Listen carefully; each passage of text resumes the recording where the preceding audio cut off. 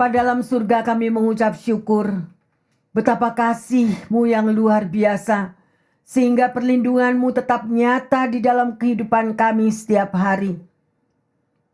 Terima kasih Roh Kudus, kalau Engkau selalu mau menyertai umat-Mu. Kami percaya bahwa Engkaulah perlindungan dan pertolongan bagi setiap kami yang berseru kepadamu. Urapi semua jemaat dan pendengar yang setia dan juga hamba-Mu, sehingga firman yang akan Engkau sampaikan kepada setiap kami menjadi berkat dan kekuatan ya Tuhan. Terima kasih Bapa. Jamah hati setiap kami, agar kami lebih mengerti apa yang hendak Engkau firmankan. Di dalam nama Tuhan Yesus, hamba berdoa. Yang percaya dan siap mendengar firman Tuhan mengatakan, amin, amin, amin. Haleluya. Shalom yang terkasih. Hari ini kita akan belajar bersama-sama ya. Dan tema khotbah pada siang hari ini adalah doa berkuasa melenyapkan ketakutan. Ya, karena banyak sekali orang mengalami kecemasan, ketakutan, kekhawatiran sedemikian rupa.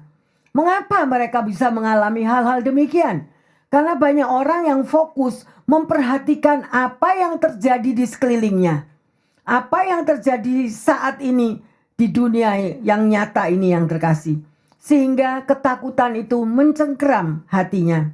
Ya, tidak heran kalau setiap daripada kita itu normal. Kalau kita itu mendambakan keamanan. Mendambakan sebuah hidup yang penuh kepastian. Tetapi justru pada hari-hari yang sedemikian ini, apa yang kita mendengar berita-berita di sekeliling kita, itu banyak orang yang merasakan ketakutan dan kekhawatiran. Ya, kita tahu bahwa ketakutan dan kekhawatiran itu merupakan sebuah racun yang terkasih, yang mempengaruhi pikiran kita, mempengaruhi fisik dan mental kita. Ya, jadi tema khotbah pada siang hari ini adalah doa berkuasa melenyapkan ketakutan.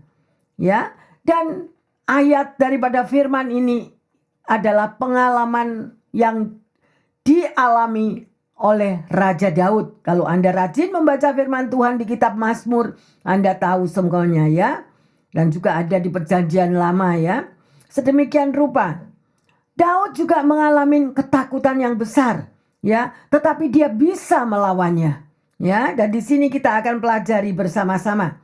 Sebelumnya yang terkasih dan pendengar, mari kita lihat terlebih dahulu perbedaan antara ketakutan dan kekhawatiran. Ya, ketakutan adalah respon emosional terhadap ancaman atau bahaya yang nyata dan mendesak. Ya, boleh. Kalau ada sesuatu hal yang terjadi yang membuat kita takut, itu langsung terjadi kepanikan. Jadi panik ya. Sedemikian rupa. Kekhawatiran adalah kebiasaan mental yang memproyeksikan ketakutan ke masa depan. Ya, dan yang membuat orangnya kehilangan damai sejahtera. Karena apa? Karena yang dipikirkan, gimana masa depan anak-anakku? Bagaimana masa depan dari perusahaan yang aku pimpin atau perusahaan yang aku bekerja. Jadi itu sudah ada di dalam benak pikirannya. Ya, sedemikian. Ada orang juga yang langsung panik pada saat dia mendengar suara seperti sesuatu yang sangat keras. Misalnya, boom. Tidak tahu itu suara apa atau apa. Ada orang yang langsung mendengar suara yang sedemikian itu menjadi panik yang terkasih. Ya, dan berpikir, kira-kira suara apa itu tadi? Wah, jangan-jangan itu suara ada bom. Wah, sedemikian rupa ya yang terkasih. Jadi semuanya itu bergantung apa yang ada di dalam pikiran saudara dan saya. Ya, ada orang yang selalu khawatir dari waktu ke waktu. Setiap hari khawatir. Ya, setiap hari ada aja yang dipikirkan. Nanti kalau bukan masalah sakit penyakit, ada masalah pekerjaan, ada masalah keluarga. Jadi silih berganti semuanya itu ya, membuat orang itu mengalami kepanikan sendiri, ya. Mari yang terkasih, kalau dikatakan bahwa doa berkuasa melenyapkan ketakutan, kita akan baca bersama-sama di Mazmur 27 ayat yang pertama. Dari Daud, Tuhan adalah terangku dan keselamatanku. Kepada siapakah aku harus takut? Tuhan adalah benteng hidupku. Terhadap siapakah aku harus gemetar? Haleluya. Ya, dan ini adalah yang dialami oleh Daud dan dikatakan sendiri oleh Daud, ya. Dia berkata demikian itu pada waktu Daud tidak tinggal di istana yang terkasih. Ya, Daud menulis semuanya ini pada waktu dia melarikan diri. Ya, pada waktu dia berperang. Kita lanjut di dalam Mazmur 27 ayat yang kedua dan ketiga. Ketika penjahat-penjahat menyerang aku untuk memakan dagingku, ya ini semua lawanku dan musuhku. Mereka sendirilah yang tergelincir dan jatuh. Sekalipun tentara berkemah mengepung aku, tidak takut hatiku. Sekalipun timbul peperangan melawan aku, dalam hal itu pun aku tetap percaya. Haleluya. Bagaimana dengan Anda dan saya dan juga para pendengar? Pada waktu Anda mengalami masalah, mengalami problem yang sedemikian, apakah Anda juga mengalami ketakutan? Ya, dan di sini kita melihat bagaimana Daud, ya, dikepung oleh tentara-tentara yang sedemikian rupa, ya, untuk melawan daripada Daud ini tadi. Nah, jadi apa yang dialami oleh Daud itu, dia melawan semuanya itu supaya dia tidak mau hidup dalam ketakutan. Ya, jadi apa yang dia lakukan? Daud banyak berdoa. Ya, jadi apa artinya? Mari kita teliti dengan jelas arti doa berkuasa mengalahkan ketakutan. Ya, ada 3 hal yang terkasih. Yang pertama, bersandarlah dengan kuat kepada Tuhan. Jadi supaya Anda dan saya itu mampu melenyapkan ketakutanmu, yang pertama adalah bersandarlah dengan kokoh. Bersandarlah dengan kuat kepada Tuhan. Ya, karena saudara tahu Tuhan itu siapa? Tuhan itu adalah pemilik langit dan bumi, pencipta. Ya, dia yang berkuasa atas hidupmu dan hidupku yang terkasih. Jadi, kekuatan Tuhan adalah sangat amat besar. Ya. Siapa yang pernah naik kapal? Ayo, orang yang pergi cruise, orang yang pergi jalan-jalan kemana? Di tiap kapal pasti mereka mempunyai jangkar. Benar? Tahu apa itu jangkar? Ya. Jadi jangkar itu adalah sebuah sauh yang kuat. Kalau pada saat waktunya kapal itu menghadapi angin ribut, kapal itu menghadapi badai, maka jangkar itu dilepaskan supaya kapal itu berdiri dengan kokoh, tidak terombang-ambing oleh gelombang laut yang besar. Nah, demikian juga dengan doa saudara dan saya.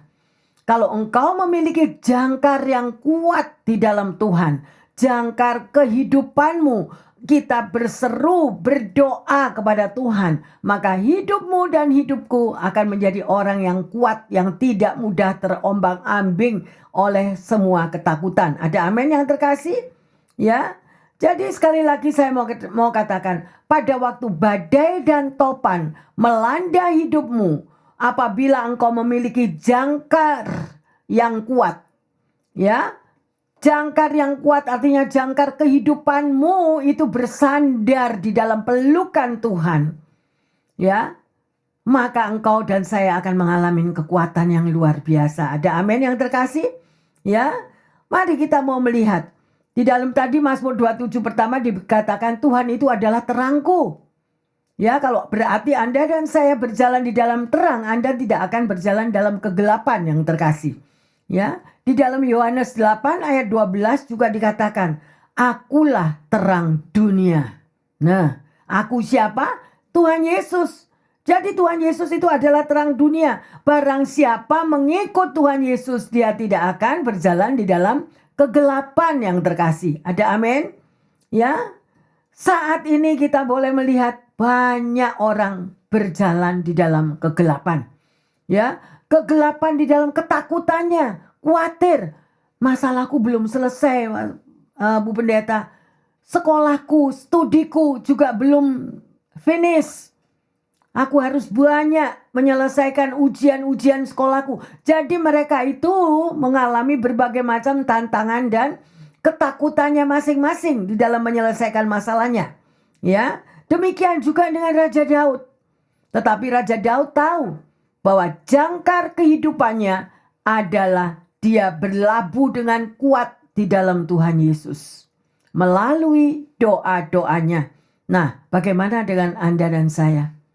Daud mengatakan, Tuhanlah pembelaku. Saya mau tanya, siapakah pembela saudara? Ya, di dalam kita menghadapi tantangan hidup sehari-hari.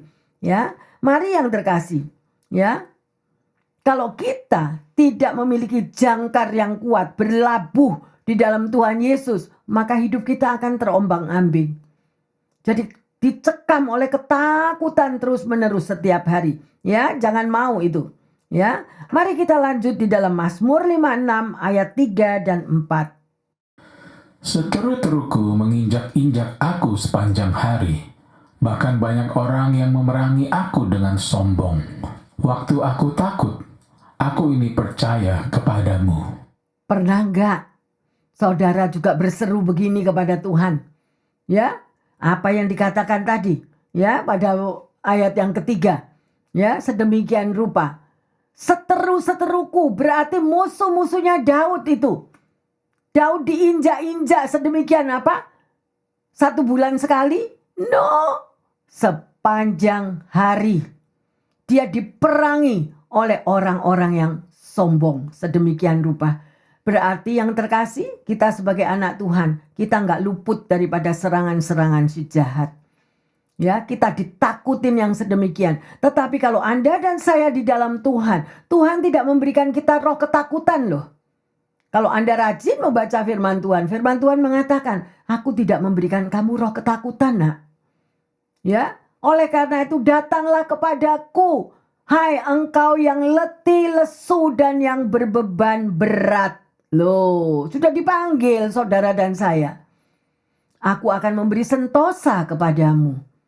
Kalau kita pikul terus ketakutan kita, aduh nanti gimana masalahku ndak beres, aduh gimana sekolahnya anakku kalau ndak bisa selesai, aduh gimana nanti biaya hidupku masa mendatang. Nah, kita setiap hari stres yang terkasih. Banyak yang ngantri itu. Ngantri itu masalah tuh yang ngantri. Tetapi kalau engkau memiliki jangkar kehidupanmu, di mana Tuhan sudah mengundang Anda dan saya, datanglah kepadaku, nak. Loh. Disuruh datang aja kok enggak mau. Ya, di situ Anda akan menemukan kelegaan, menemukan kedamaian. Karena apa? Sebesar persoalan hidupmu, Tuhan lebih besar dari apa yang saudara dan saya hadapi. Amin. Ya, mari yang terkasih, rajin-rajinlah berdoa, saya menghimbau. Ya. Jadi, permulaan ketakutan itu adalah tidak memiliki iman percaya kepada Tuhan. Kenapa Anda takut? Soalnya nggak percaya kalau Tuhan itu bisa berperang ganti Anda. Kenapa kita takut? Karena nggak percaya bahwa Tuhan itu yang sanggup memberi kemenangan dalam hidup kita. Nah, ini loh. Oleh karena itu saya menghimbau, milikilah hubungan pribadi setiap hari dengan Tuhan. Kalau engkau memiliki hubungan pribadi dengan Tuhan setiap hari, engkau akan kuat yang terkasih. Kita akan kuat. Amin. Haleluya. Sedemikian rupa. Ya. Dan Daud tahu akan hal itu. Kenapa sih Daud ini kok dikejar-kejar sama musuh-musuhnya? Dari mana awalnya? Awalnya adalah setelah dia dapat mengalahkan Goliat. Pada waktu Daud bisa mengalahkan Goliat, siapa yang cemburu? Saul. Raja Saul itu bukannya tambah senang dia pada waktu ada Goliat datang mencari orang yang bisa mengalahkan Goliat. Setelah Daud bisa mengalahkan Goliat, malah Saul menjadi cemburu kepada Daud dan berikhtiar supaya Daud ini bunuh yang terkasih. Ya. Jadi sekarang apa yang harus diperbuat? Ya, sedemikian rupa. Kalau kita akan melihat kalau ada orang yang sudah mengejar-ngejar kita padahal kita sudah berbuat baik kepada orang itu, betapa sakit hatinya kita. Ya, Daud sudah mengalahkan Goliat, mampu memerangi raksasa yang besar. Bukannya si Saul bersyukur, kok tambah si Saul ini semakin mau membunuh Daud karena cemburu yang terkasih. Ayo kita lihat selanjutnya. 1 Samuel 24 ayat 10. Lalu berkatalah Daud kepada Saul, "Mengapa engkau mendengarkan perkataan orang-orang yang mengatakan, sesungguhnya Daud mengiktirkan celakamu?"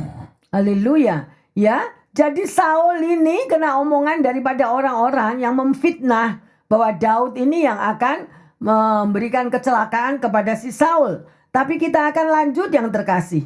Ya, di dalam ayat yang ke-11 dan yang ke-12. Ketahuilah pada hari ini matamu sendiri melihat bahwa Tuhan sekarang menyerahkan engkau ke dalam tanganku dalam gua itu. Ada orang yang telah menyuruh aku membunuh engkau, tetapi aku merasa sayang kepadamu karena pikiranku, aku tidak akan menjamah tuanku itu, sebab dialah orang yang diurapi Tuhan. Lihatlah dahulu ayahku, lihatlah kiranya punja jubahmu dalam tanganku ini, sebab dari kenyataan bahwa aku memotong punca jubahmu dengan tidak membunuh engkau, dapatkah kau ketahui dan kau lihat bahwa tanganku bersih daripada kejahatan dan pengkhianatan, dan bahwa aku tidak berbuat dosa terhadap engkau, walaupun engkau ini mengejar-ngejar aku untuk menyabut nyawaku.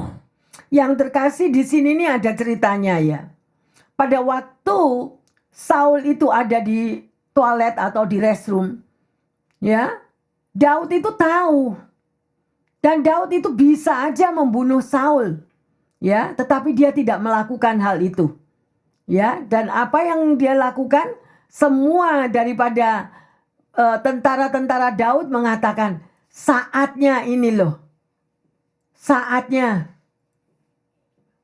untuk Daud bisa untuk membunuh daripada Saul. Ya, sedemikian rupa. Tetapi apa yang terkasih?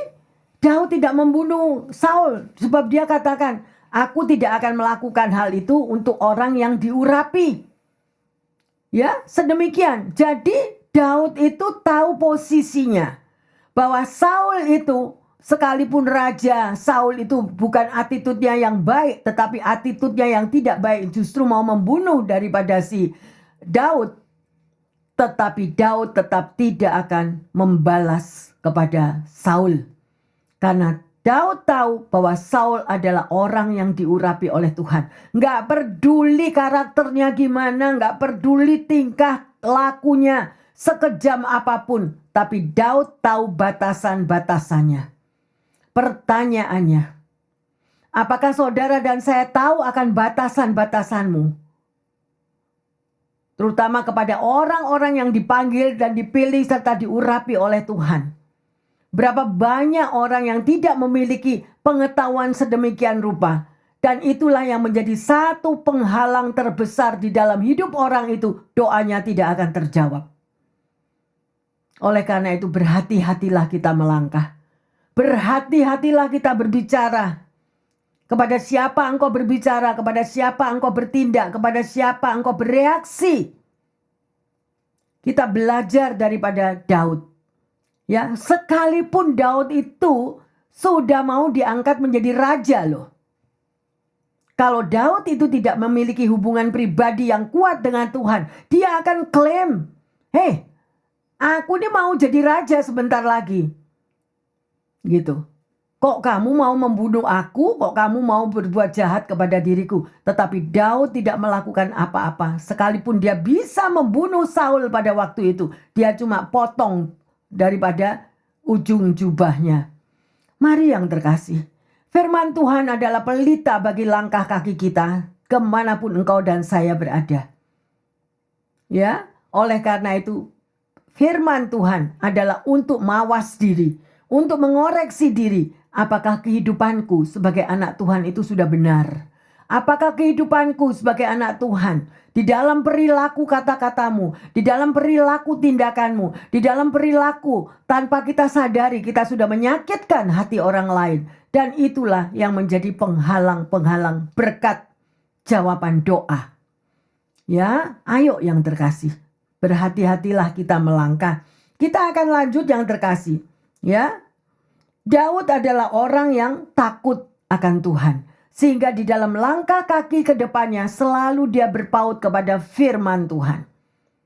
Dia tahu pribadi Tuhan, dia tahu karakter Tuhannya. Ya, karena Daud mengalami hubungan pribadi dengan Tuhan, dia tahu. Dan hidupnya selalu mau menyenangkan Tuhan. Bagaimana Anda dan saya? Ya, mari. Ya, karena tema khotbah pada hari ini adalah doa berkuasa melenyapkan ketakutan. Ya, karena tidak ada satupun orang yang imun ya terhadap rasa takut. Semua pasti punya mengalami rasa takut. Ya, dan di sini kita mau perangi bersama-sama. Ayo kita lanjut di dalam Roma 8, 31, 32.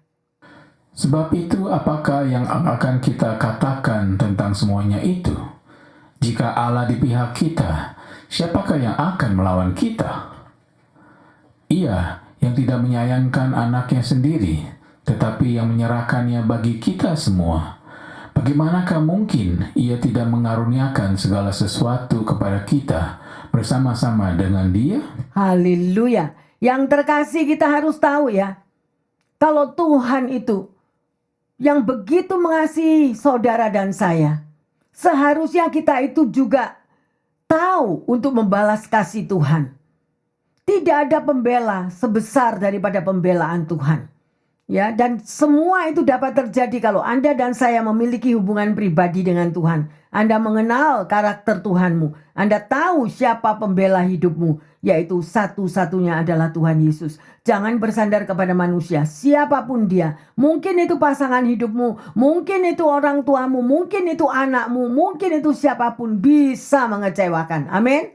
Ya, tapi kalau kita bersandar kepada Tuhan, ya, dan Tuhan sudah meletakkan di dalam hatimu dan hatiku roh kasih. Sehingga ada orang apapun di tengah keluarga yang menyakitkan hati kita, kita juga mau mengampuni. Ya, sedemikian rupa dengan Daud ini. Ya, dia mengampuni Saul loh. Padahal Saul itu sudah jelas mau membunuh dia yang terkasih. Ya, jadi yang pertama tadi kita sudah tahu bagaimana bahwa di dalam doa itu bisa mengatasi ketakutan. Yang pertama tadi dikatakan apa yang terkasih? Bahwa Anda dan saya mengakui bahwa Tuhan Yesus itu adalah terang di dalam setiap langkah kaki kita.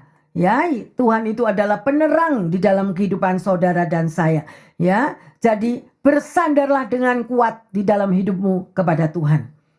Ya, jangan bersandar kepada yang lain-lain. Jangan bersandar kepada karirmu, duitmu, kedudukanmu. Ya, sekalipun kita ini orang nomor 1 di dunia. Mari kita mau hanya bersandar kepada Tuhan. Ya, milikilah jangkar yang kuat, yaitu melalui doamu kepada Tuhan. Dan yang kedua yang terkasih, apa yang harus kita lakukan?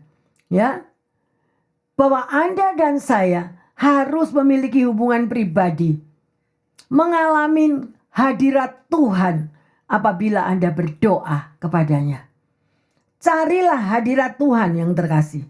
Ya, kalau Anda belum menemukan hadirat Tuhan, ayo kita mau kejar terus. Melalui apa, Bu Pendeta? Aku melalui apa bisa mengejar hadirat Allah? Melalui doa-doamu.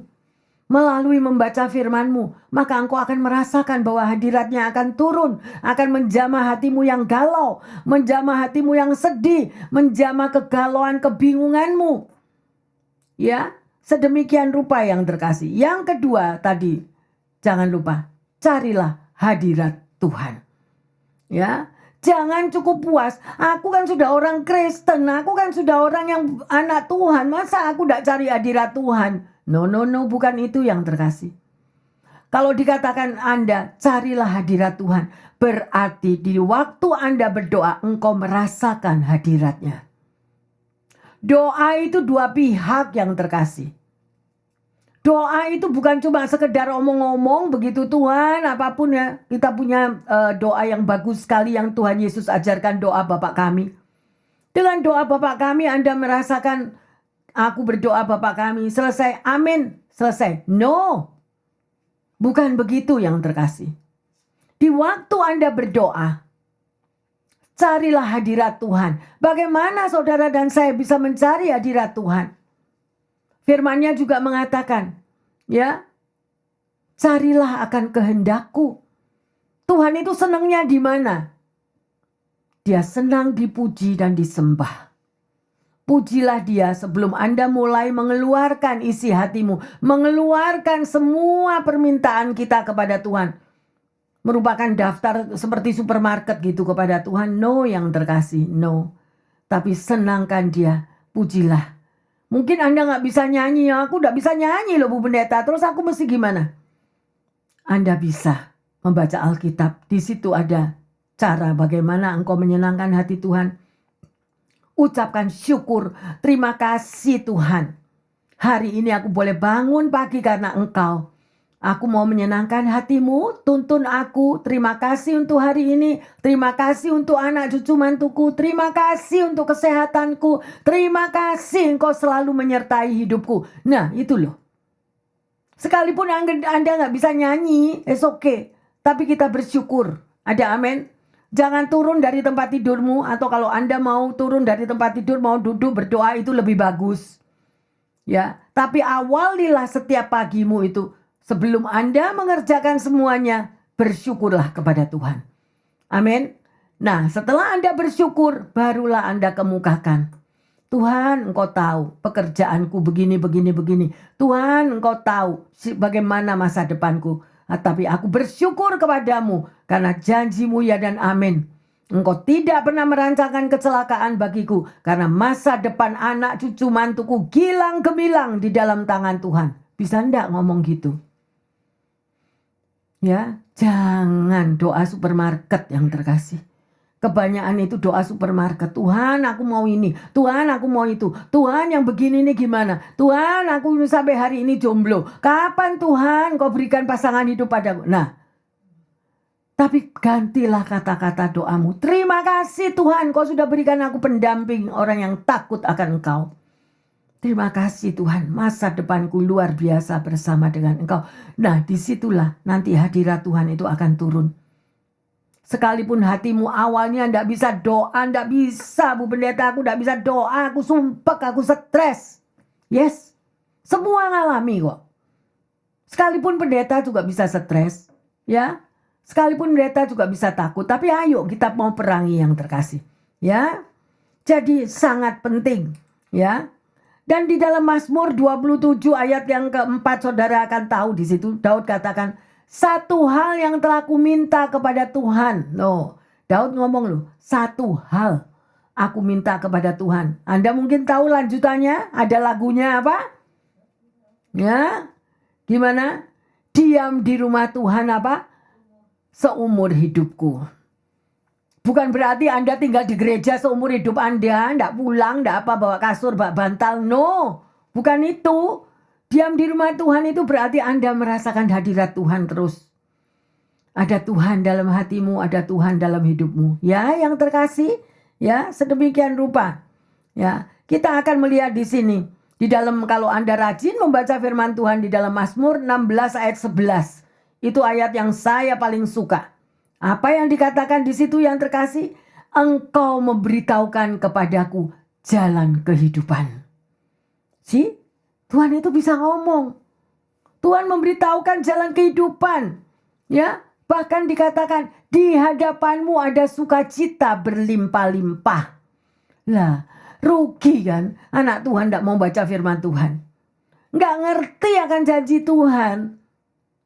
Ya, ayo yang terkasih, diaminkan. Ya, di tangan kanan Tuhan ada nikmat senantiasa. Loh, kok gitu ndak mau cari Tuhan, kan rugi. Amin. Ya, ayo yang terkasih, pegang Mazmur 16 ayat 11. Saya suka itu. Ya, sedemikian rupa.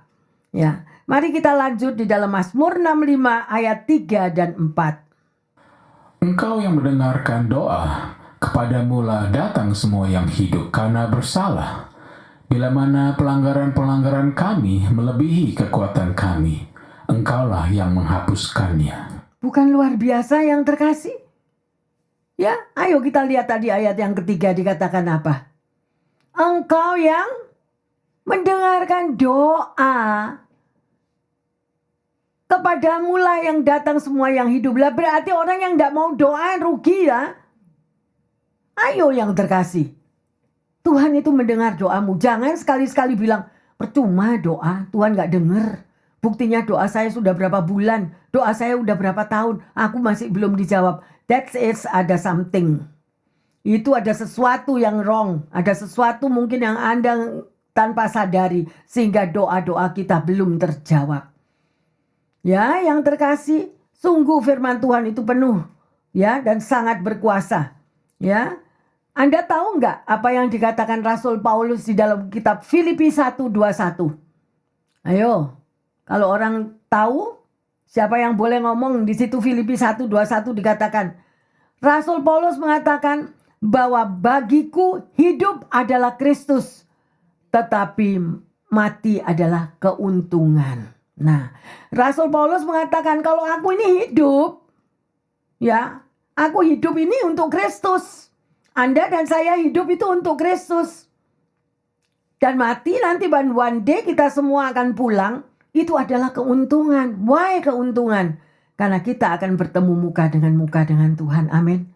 Tetapi berbeda kalau Anda katakan, karena bagiku hidup adalah duit, maka nanti kalau kita meninggal, itu kita lost something. Jadi keluarga semua yang punya prinsip kehidupannya kalau bahwa hidupnya itu adalah uang, hidupnya itu adalah sesuatu yang glamor, hidupnya adalah sesuatu yang luar biasa prestisnya. Jadi pada waktu mereka meninggal itu semua merasa kehilangan. Tetapi hanya anak-anak Tuhan yang betul-betul mengerti bahwa hidupnya itu adalah bersama dengan Tuhan Yesus, maka pada waktu dia dipanggil pulang, mereka akan berjumpa muka dengan muka bersama Tuhan Yesus di surga. See? So different, benar? Sangat berbeda yang terkasih. Saya nggak tahu prinsip Anda apa di dalam hidup ini.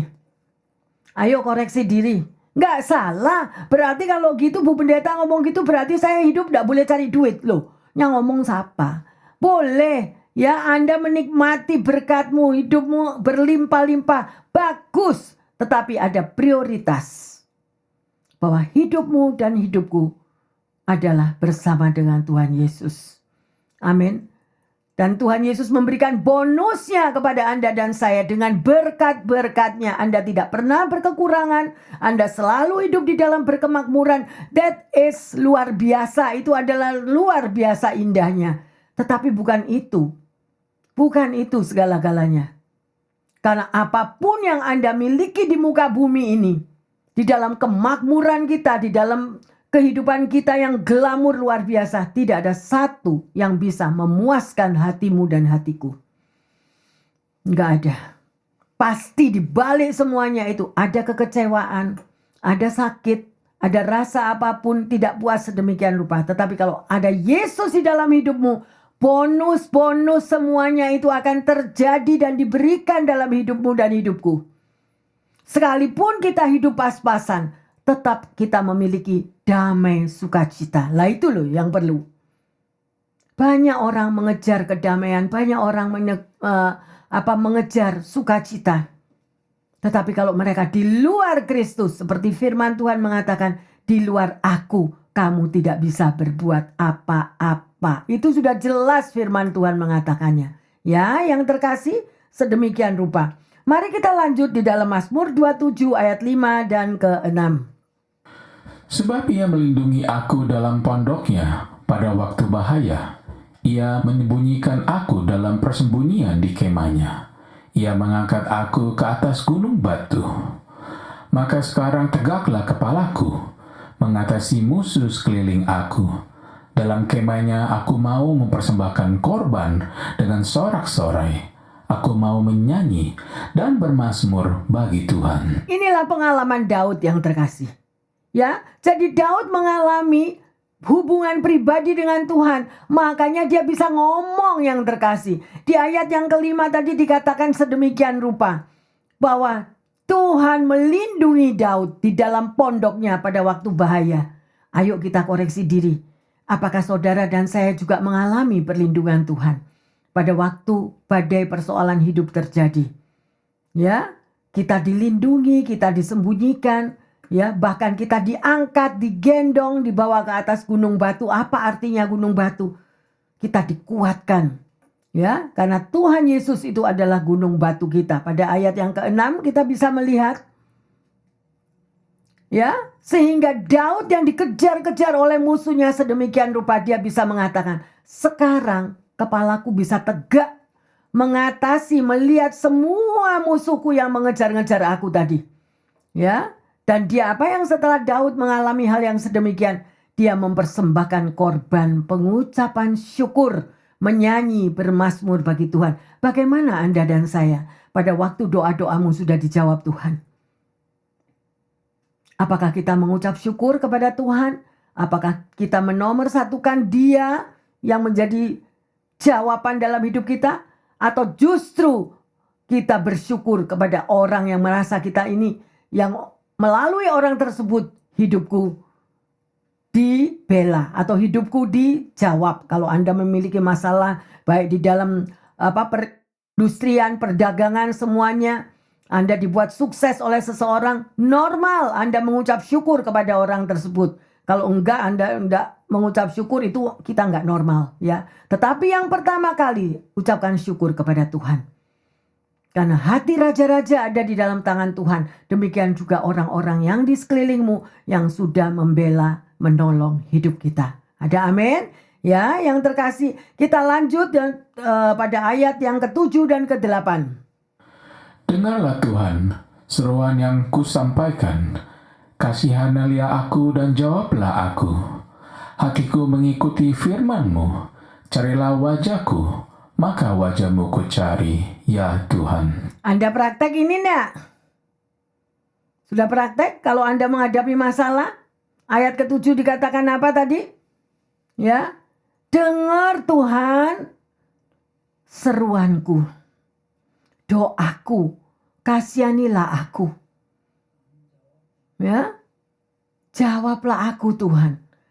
Nggak perlu kita tuh mau teriak-teriak kepada siapapun yang terkasih. Anda memiliki hubungan yang dekat. Tuhan itu nggak jauh daripada doa kita loh.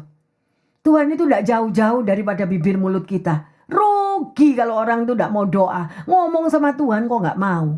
Ya, dan kita bisa melihat belajar dari Daud yang terkasih. Pada ayat ke-8 dikatakan apa? Ya, hatiku mengikuti firman-Mu. Siapa yang saudara ikuti sekarang? Janji-janji palsu daripada manusia.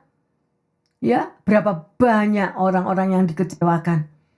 Ya, di dalam kehidupan ini. Baik di dalam bisnis maupun di dalam keluarga.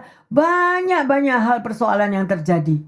Tapi mari yang terkasih, firman ini mendobrak hatimu dan hatiku untuk kita lari kepada Tuhan. Supaya Anda dan saya tidak dikecewakan sedemikian rupa. Ada amin? Ya, mari kita langsung yang terkasih. Ya, pada ayat yang ke-9 dan ke-10. Janganlah membunyikan wajah-Mu kepadaku. Janganlah menolak hamba-Mu ini dengan murka. Engkaulah pertolonganku. Janganlah membuang aku dan janganlah meninggalkan aku, ya Allah penyelamatku. Sekalipun ayahku dan ibuku meninggalkan aku, namun Tuhan menyambut aku. Amin yang terkasih. Karena banyak di dalam kehidupan kita itu anak-anak ya yang dibesarkan oleh orang tua yang tidak bertanggung jawab. Ya, berapa banyak kalau saya mendapatkan di telepon itu pelayanan daripada anak-anak yang merasa tertolak dari orang tuanya. Orang tuanya nggak tahu, bapaknya lari kemana, emaknya lari kemana. Anak-anak ini harus hidup mandiri, masih kecil-kecil. Sedemikian rupa dirawat oleh tetangganya atau dirawat oleh saudaranya yang lain. Sedemikian rupa itu menimbulkan luka-luka yang terkasih. Tetapi kalau kita mau lari kepada Tuhan, Semua jawaban sudah ada di dalam firman-Nya.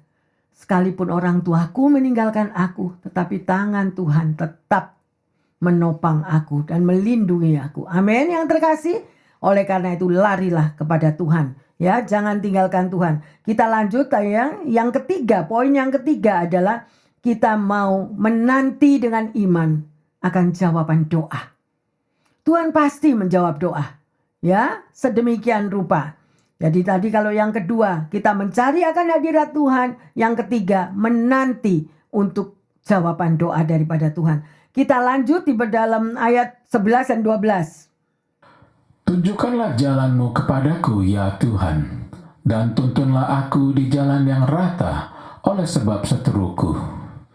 Janganlah menyerahkan aku kepada nafsu lawanku, sebab telah bangkit menyerang aku saksi-saksi dusta dan orang-orang yang bernafaskan kelaliman. Yang terkasih, semua beban hidup yang saudara dan saya alami, semua jawabannya sudah ada. Dan Mazmur 27 ini adalah jawaban dari setiap persoalan hidupmu.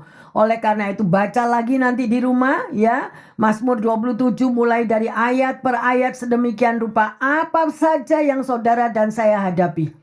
Ingatlah ya bahwa doa menyelamatkan dan melepaskan saudara dan saya dari ketakutan. Ya, semua diajari di situ. Ya, seruan daripada Daud, Tuhan, jangan aku diserahkan kepada lawanku, kepada musuhku. Ya, mereka itu saksi-saksi dusta. Artinya ada yang pencemooh, ada pemfitnah. Mungkin Anda pernah mengalami sedemikian. Betapa sakit hati kita kalau kita mengalami kata-kata yang kasar ya. Dari sesama teman atau dari siapapun. Nah, ayo kita mau lari kepada Tuhan. Amin. Ya, sedemikian rupa yang terkasih. Lanjut ayat 13 dan 14. Sesungguhnya aku percaya akan melihat kebaikan Tuhan di negeri orang-orang yang hidup. Nantikanlah Tuhan, kuatkanlah dan teguhkanlah hatimu. Ya, nantikanlah Tuhan. Amin. Ya, yang terkasih, luar biasa firman yang hari ini kita pelajari. Bahwa doa berkuasa melenyapkan ketakutanmu dan ketakutanku. Baca lagi Mazmur 27 ini. Semuanya tertulis di situ lengkap. Ya, jadi kita jangan khawatir, jangan takut lagi dengan 3 hal tadi. Apa tadi yang pertama yang terkasih? Ya, ayatnya apa yang pertama? Untuk Anda bisa mengalami supaya Anda tidak hidup di dalam ketakutan, supaya Anda dilenyapkan dari ketakutanmu. Yang pertama adalah apa yang terkasih? Berdoa berdasarkan apa? Kuasa Tuhan. Jangan lepaskan doamu yang terkasih. Bersandar dengan kuat kepada Tuhan. Artinya Anda harus memiliki jangkar. Seperti kapal itu memiliki jangkar. Kalau badai kehidupan terjadi, jangkarmu, jangkarku, jangkar kehidupan kita adalah di dalam Tuhan Yesus. Melalui doa. Amin. Ya, karena doa itu yang melepaskan Anda dan saya dari ketakutan. Yang kedua apa tadi? Carilah akan hadirat Tuhan. Kalau berdoa sampai ketemu, sampai Anda merasakan hadiratnya itu datang kepada kita. Dan yang ketiga, nantikanlah dengan iman yang teguh. Pasti Tuhan akan menjawab doa-doa kita. Haleluya. Hari ini kita sudah belajar yang terkasih, doa berkuasa melenyapkan ketakutan. Pertanyaannya, ayo, siapa yang mau tanya di sini? Yang terkasih, bagaimana? Apakah Anda dan saya sering mengalami rasa takut di dalam perjalanan hidup kita? Ya? Dan apa saja yang membuat Anda dan saya takut? Ya, karena banyak, tidak ada orang yang imun takut itu, tidak ada. Kecuali kita membawa ketakutan kita kepada Tuhan. Amin. Maka ketakutan kita itu akan dilenyapkan melalui doa. Pertanyaan yang kedua. Sekarang bagaimana Anda dan saya memandang rasa takut itu tadi? Perasaan kita gimana kalau Anda dalam ketakutan? Apa yang harus Anda akan lakukan? Dan bagaimana kita mengatasinya? Ya, hari ini kita udah belajar yang terkasih. Dan sebagai ayat emas, ayo kita baca di dalam 1 Yohanes 4 ayat 18. Di dalam kasih tidak ada ketakutan, Kasih yang sempurna menyelamatkan ketakutan, sebab ketakutan mengandung hukum, dan barang siapa takut, ia tidak sempurna dalam kasih. Mari yang terkasih, catat ayat ini, taruh di paper di sebelah tempat tidurmu. Ya, di dalam kasih tidak ada ketakutan, karena ketakutan itu bukan dari Tuhan. Ya, kasih yang sempurna. Kalau kita merasakan kasih Tuhan, kita nggak ada lagi rasa takut. Amin. Bawa semua masalah kehidupan kita kepada Tuhan. Ya, mari kita akan masuk dalam doa. Bapa dalam surga, kami mengucap syukur untuk firman yang Kau sudah berikan kepada setiap kami.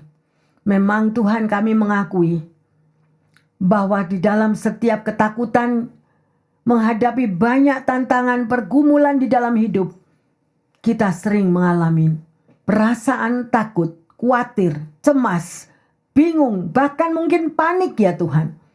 Tapi saat ini firman-Mu memberi kekuatan baru bagi setiap kami. Kami mau belajar lebih dan lebih lagi Bapa.